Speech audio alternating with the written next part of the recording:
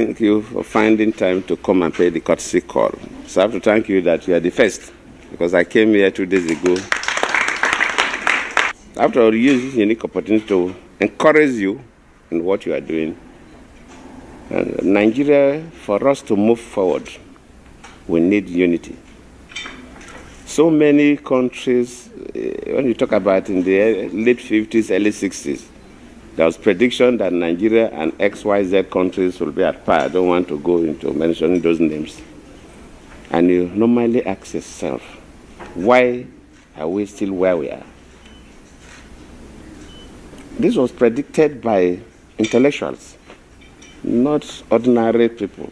People who study the world and look at the world trends and predicted that Nigeria, Brazil, India, blah, blah, blah, will be this. All those countries have left us.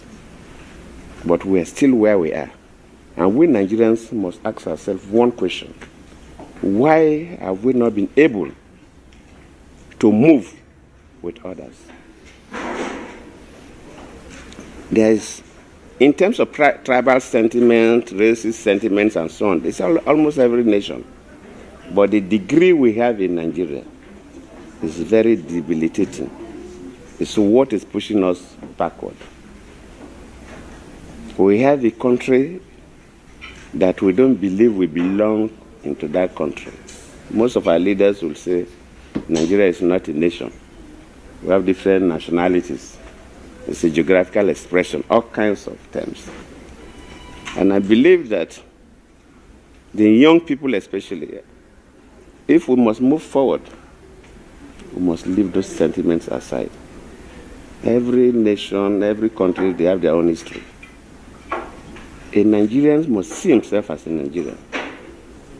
And we must see ourselves as one. And if I am the president, if the best person to hold a particular office is either from Enugu or from Ibadan or from Sokoto or from Yenagua or from Calabar, it doesn't matter. And until we get to that point, as a nation, we cannot move anywhere. We'll be putting square pegs in round holes and round pegs in square holes because of religious sentiments, tongue sentiments, tribal sentiments. And I believe that if by divine providence you win the election, your first responsibility is to unite Nigeria. Without unity, we cannot solve our security problems. Without unity, we cannot solve our economic problems. So if you unite Nigeria, that is the beginning of a new Nigeria and a revolution, development or otherwise, that will take place. I've been listening to comments from, of course, the political leaderships, and sometimes even our supporters do more damage than on our behalf. And I must commend you because your utterances so far have not shown any division.